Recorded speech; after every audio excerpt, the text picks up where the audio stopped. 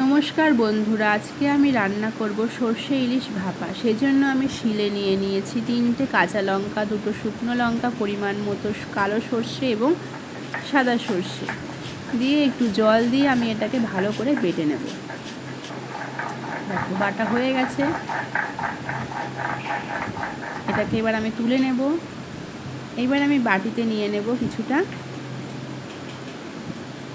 পোস্ত, 4-5টা কাজু দিয়ে এটাকেও জল দিয়ে ভালো করে বেটে নেব।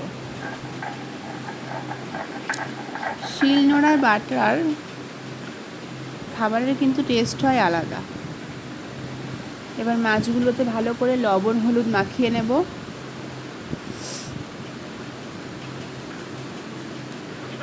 দেখো বেটে রাখা সর্ষেটা ভালো করে মাছের সঙ্গে মাখিয়ে নেব।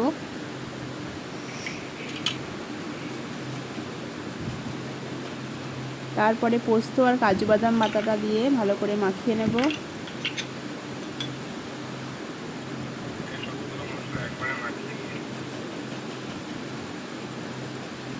মশলাগুলোকে একটু ভালো করে মাছের সঙ্গে মাখাতে হবে, যাতে মশলাটা ভালো করে মাছের ভিতরে ঢোকে।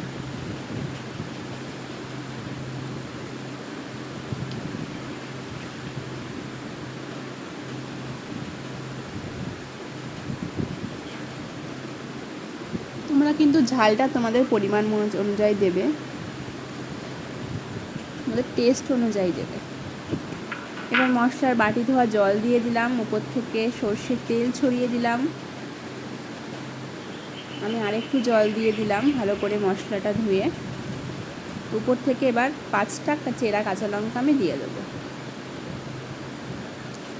ভালো করে ঢাকনাটা আটকে কড়াইয়ের মধ্যে জল দিয়ে সেই জলের ভিতরে আমি টিফিন বক্সটা বসিয়ে দেব।